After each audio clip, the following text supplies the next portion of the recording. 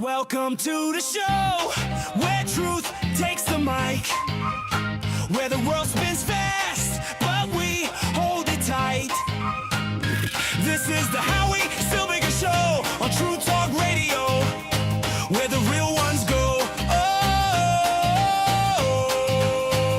Oh, politics, passion, the news of the day, no filter, no fluff, just the Silbiger way, so buckle up tight, let the debates flow. This is your hour, the Howie Silbiger Show. Silbiger Show. Silbiger Show.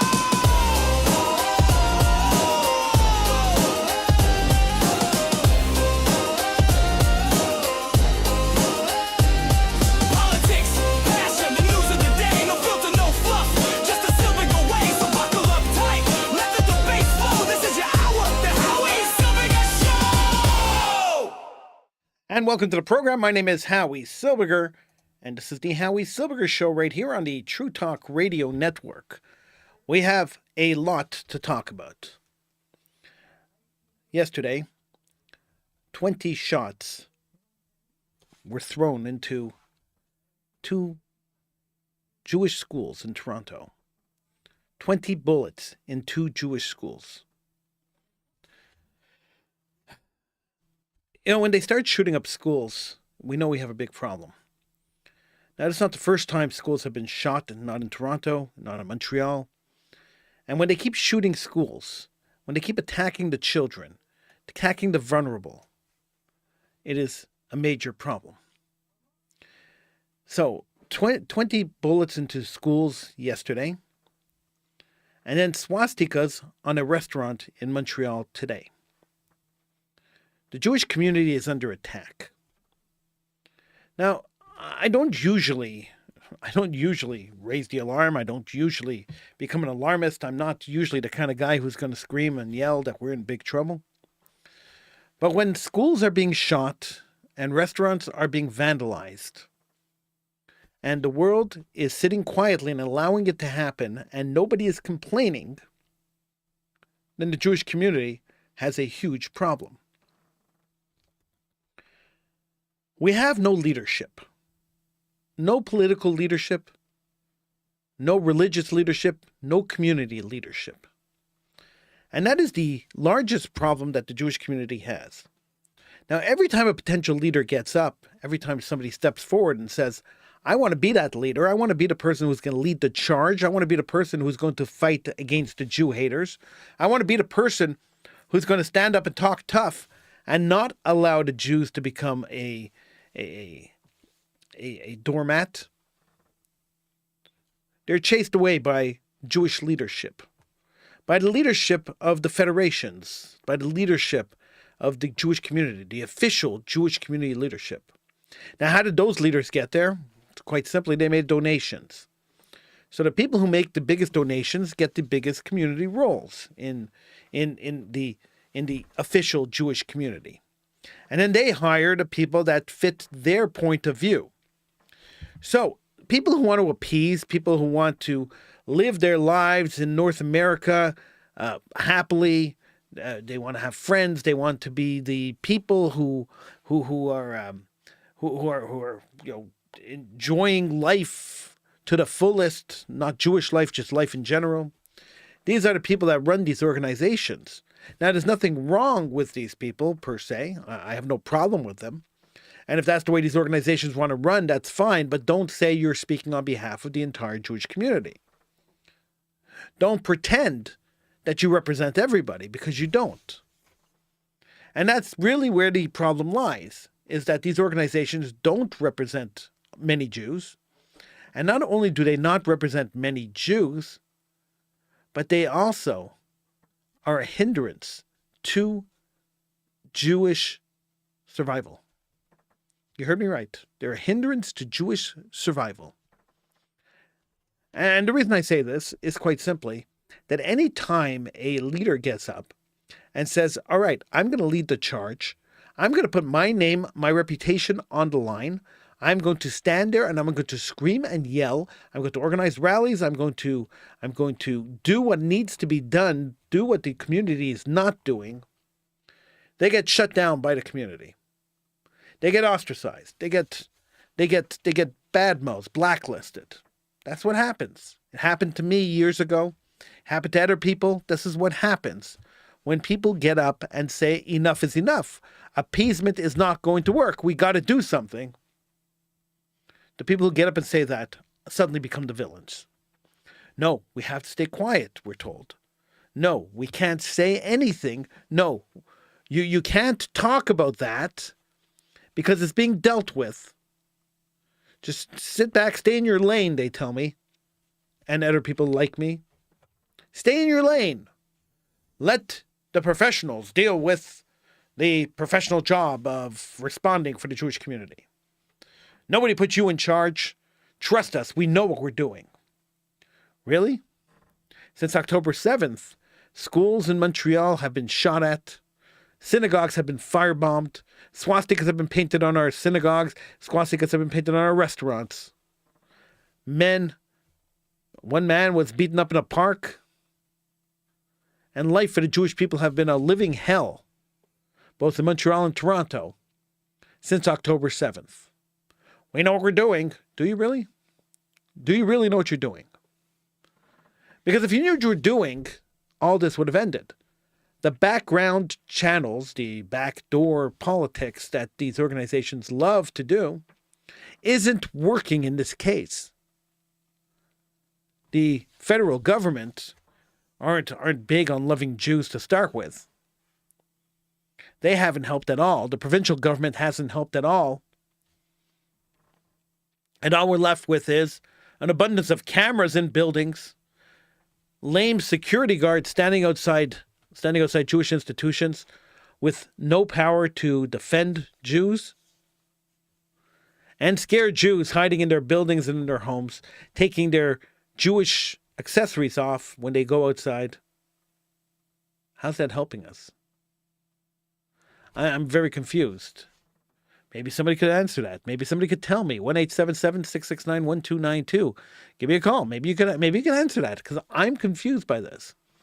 I don't understand why we are, as Jews, why there's no grassroots movement, why no grassroots organizer got up and said, okay, enough with this official Jewish community. Let's just do something. Let's do something that's going to be proactive. Let's do something that's going to be productive. Let's do something, anything. But nobody stepped to the plate. And don't look at me. I've stepped to the plate and I've paid my dues. But nobody stepped to the plate. Nobody out there wants to get up and put their reputation on the line to protect the Jewish community.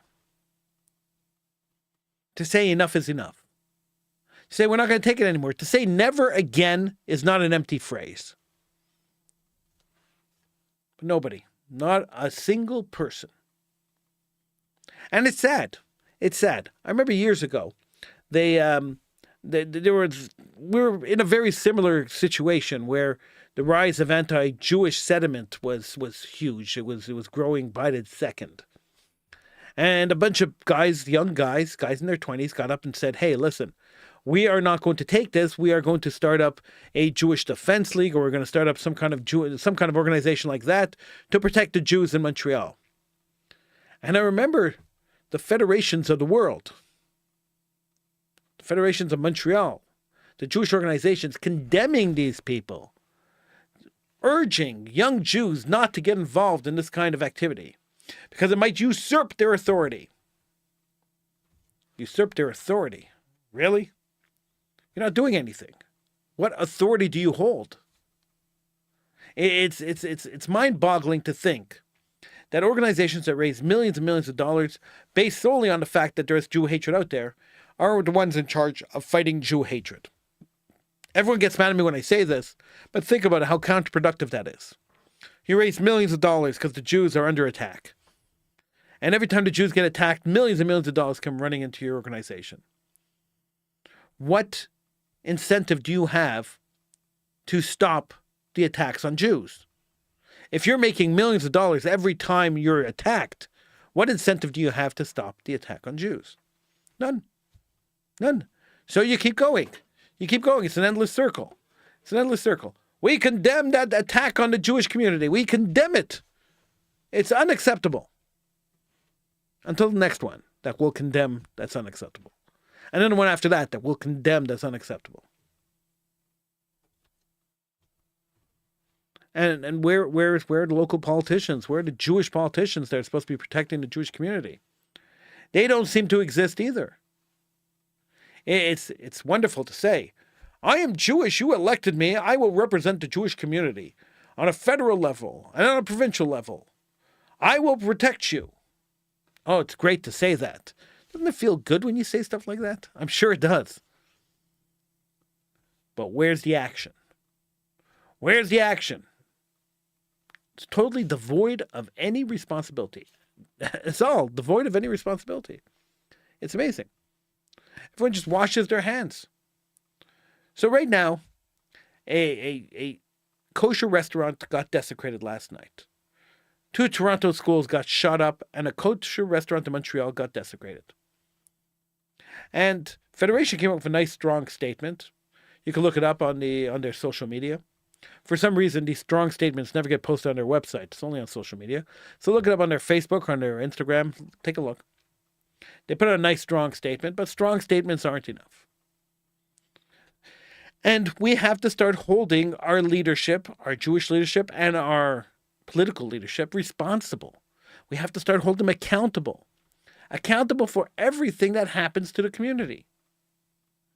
Till now, we give them a free pass. You can't give them a free pass anymore. You can't give them a free pass anymore.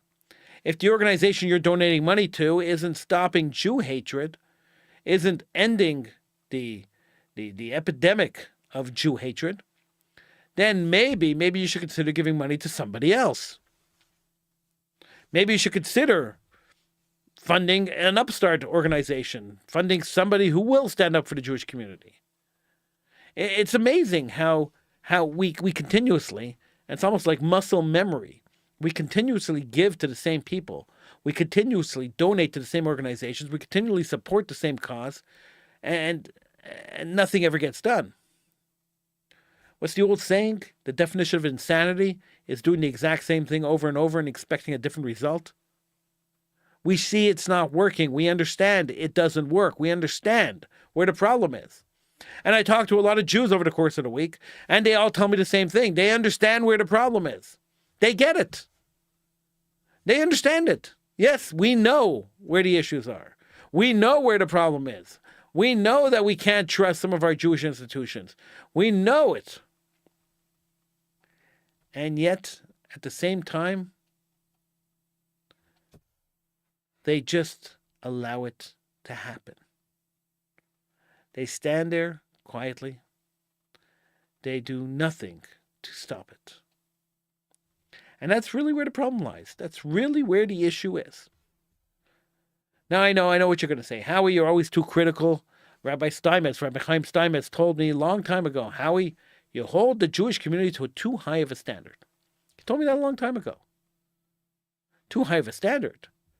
All I'm asking is for people to start, maybe, just a thought, to start perhaps, maybe, just living up to moral values, living up to Jewish values. And one of the major Jewish values, we just celebrated Purim, one of the major Jewish values is defending the Jewish people, is stepping up when you have to step up, not allowing the Jew haters to win. And every time we sit back and we relax and we allow this to happen, every time we look in the mirror and say, oh, this too will pass. Every time we do that, we are allowing the Jew haters to win, and we can't keep doing that. We can't keep allowing the haters to win. They daub a swastika on our door. We should be in the streets screaming and yelling.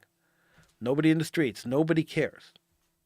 They shoot up our schools. There should be riots in the streets. Jews around the world should be in the streets screaming and yelling that Jews need to be protected. But we hover and we huddle in our buildings. We hide behind our security guards as if that's going to protect us. In our own buildings, we hide. We don't take back the streets. We don't take back. If this was a black school that was shot up or an Arab school that was shot up, There would be thousands and thousands of people in the street. There would be condemnations coming from every corner of the world. But Jews, nobody cares. Jewish life is expendable. Nobody cares about Jews. And so here we are. We're at the point in this situation where we are living in a world that doesn't care about us. We are living in a world that doesn't care about Jews. And if that is the case, that the world does not care about Jews,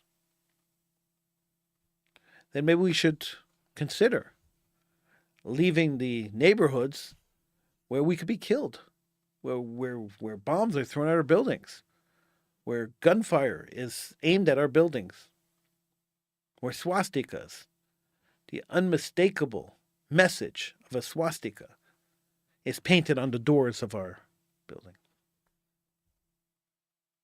You know, the last time stores had swastikas painted on them was during Kristallnacht in 1939. We are on the verge of a war that is going to eventually turn the Jewish people into victims yet again. It's building up. And I hate to say it, and I hate to be the bearer of bad news, but you have to be blind not to see it. It's building up, and it's building up, and it's building up.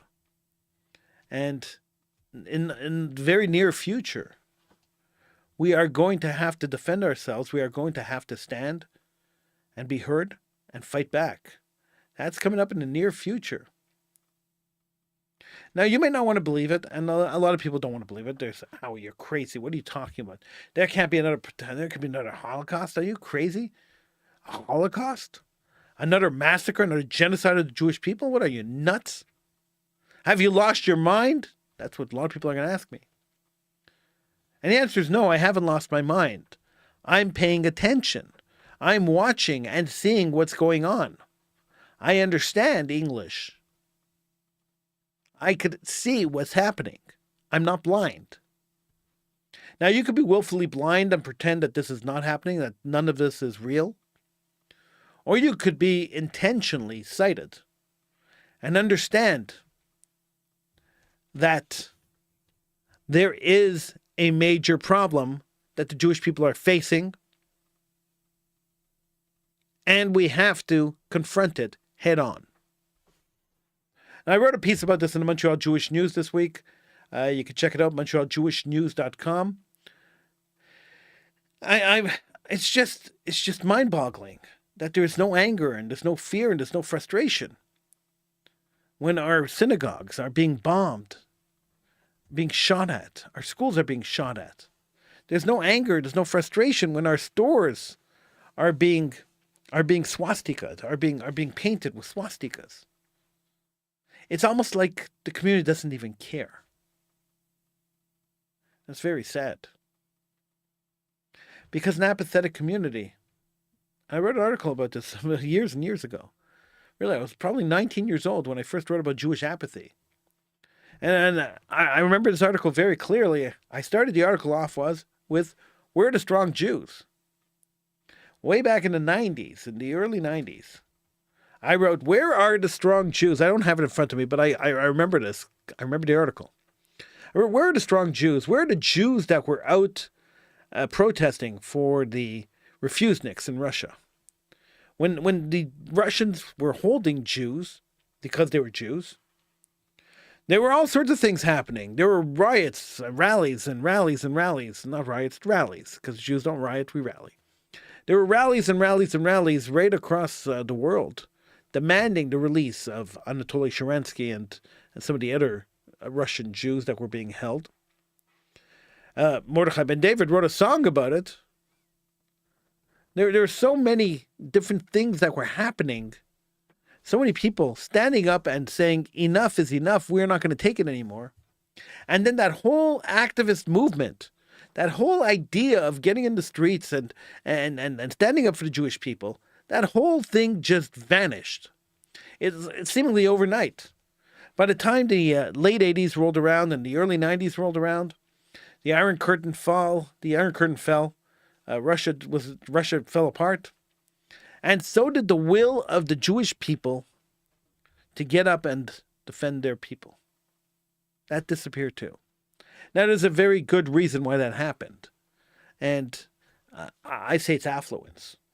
I say when Jews are hungry and we're fighting for survival, we are more apt to get up and to fight back. But when we're happy and we're affluent and we're making money and lots of rich Jews out there and nobody's really struggling, nobody wants to take the chance of giving up their fortune. Nobody wants to take the chance of giving up what they've worked hard to earn. And therefore, they're more likely, the masses are more likely to look the other way when bad things happen to the Jewish people, to ignore it, to be more forgiving to the Jewish people. Oh, we don't understand them. Oh, well, that's not really what he meant. When he said, I want to kill you, or when he said all Jews should die, or when he said globalize the intifada, that's not really what he meant. He didn't mean to really globalize the intifada. Even though that's what we're seeing right now, by the way. This is the result of globalizing the intifada. Swastikas on doors, schools being shot up, people being beaten in the street. This is exactly what globalized the intifada meant. They are living out. They promised it. They promised it. Don't say they didn't warn us. They promised it. And now they're living out their grotesque fantasy. That's what's really happening right now. They're globalizing the intifada. And we're sitting back and allowing it to happen. We're not fighting back. It's like the kid in the schoolyard who keeps getting beaten by the bully and saying, thank you very much. Could I get another punch? It makes no sense, but that's what we do. It's time we started fighting back. It's time we had leadership that was willing to get up and yell, enough is enough. Never again means never again. We're not going to take it anymore. And now you're going to put your foot in my face. I'm putting it right back in yours. We need a leader like that. I don't know who it is. I hope he comes soon, because if not, we are in serious, serious, serious trouble. I really hope that things change. I'm Howie Silbiger. This is the Howie Silbiger Show on the True Talk Radio Network. Thanks for joining me. I'll see you again next show.